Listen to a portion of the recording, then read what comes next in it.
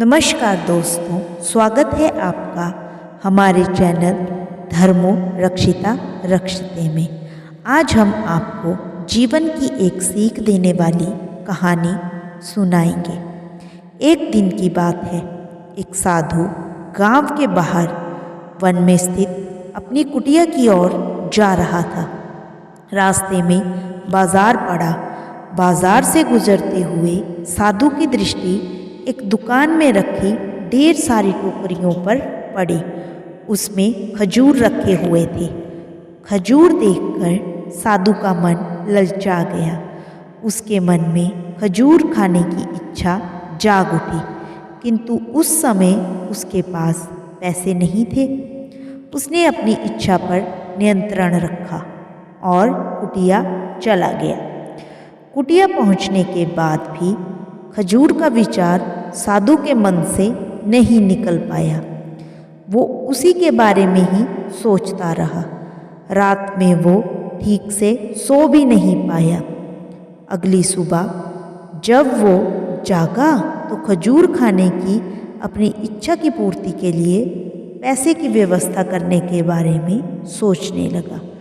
सूखी लकड़ियाँ बेचकर खजूर खरीदने लायक पैसे की व्यवस्था अवश्य हो जाएगी। ये सोचकर वो जंगल में गया और सूखी लकड़ियाँ बीनने लगा। काफ़ी लकड़ियाँ एकत्रित कर लेने के बाद उसने उसका गट्ठर बनाया और उसे अपने कंधे पर लादकर बाजार की ओर चल पड़ा। लकड़ियों का गट्ठर भारी था, जिसे उठाकर बाजार तक की दूरी तय करना असंभव था, किंतु साधु फिर भी चलता गया। थोड़ी देर में उसके कंधे में दर्द हुआ, इसलिए विश्राम करने पर वो एक स्थान पर रुक गया। थोड़ी देर विश्राम कर वो पुनः लकड़ियों का गट्ठर उठाकर चलने लगा। इसी तरह रुक रुक कर किसी तरह वो लकड़ियों के गट्ठर के साथ बाजार पहुंचा। बाजार में उसने सारी लकड़ियां बेच दी। अब उसके पास इतने पैसे इकट्ठे हो गए जिससे वो खजूर खरीद सके। वो बहुत खुश हुआ और खजूर की दुकान में पहुंचा।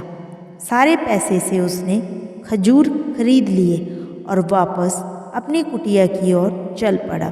कुटिया की ओर जाते जाते उसके मन में विचार आया कि आज मुझे खजूर खाने की इच्छा हुई, हो सकता है कल किसी और वस्तु की इच्छा हो जाए।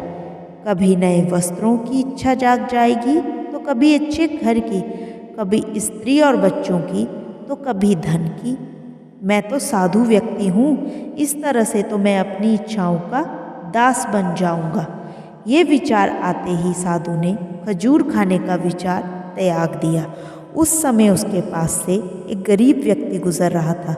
साधु ने उसे बुलाया और सारे खजूर उसे दे दिए। इस तरह उसने स्वयं को इच्छाओं का दास बनने से बचा लिया।